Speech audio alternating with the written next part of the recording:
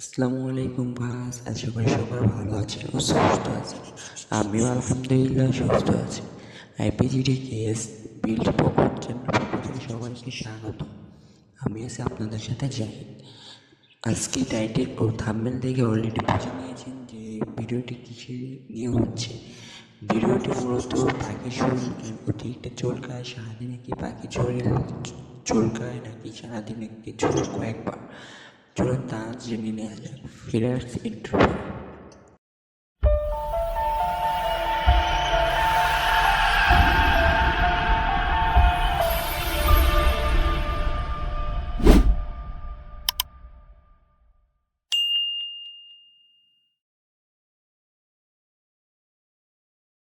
Hello guys,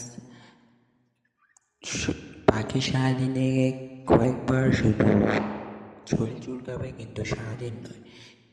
যদি দেখেন পাখি অতিরিক্ত শরীর চুলকায় ও শরীর খাঁচার সাথে ঘষে, তাহলে বুঝে নেবে যে পাখির শরীরে রোগ হয়েছে বা অসুস্থতা। এখন এই রোগটি অসুস্থতা কী কারণে হয় তা জেনে নেওয়া যায়।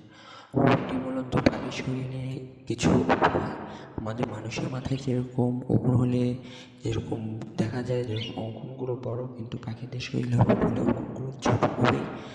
ছোট মানে তা এত সহজে দেখা যায় না। যদি তা দেখতে চান তাহলে পাখিকে ধরে তার ডানা যদি খোলেন তাহলে দেখতে পাবেন কালো কোনার মতো ছোট ছোট কিছু দেখা যাচ্ছে। এগুলো হচ্ছে পাখির উকুন।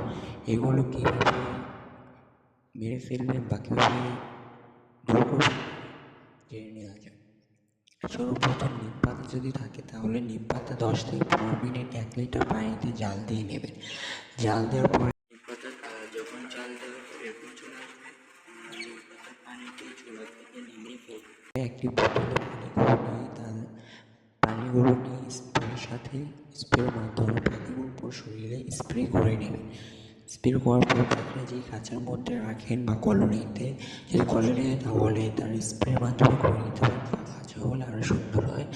এই খাঁচাটা থেকে সকল পাখি আরেক খাঁচায় নিয়ে এসে পাখিটা পুরো খাঁচাটিকে পাখি স্প্রে দিয়ে স্প্রে করে নেবেন। এবং কি পাখির পাত্র, পানির পাত্র সবগুলোকে সুন্দরভাবে স্প্রে করে নিয়ে দিয়ে দেবেন। সবচেয়ে ভালো হয় যদি পাখি গোসল করে নিচে থেকে, তাহলে সেই পানি গোসলের পানির পাত্রে পানি দিয়ে দিলে সব থেকে আরও ভালো হবে। সো আজকে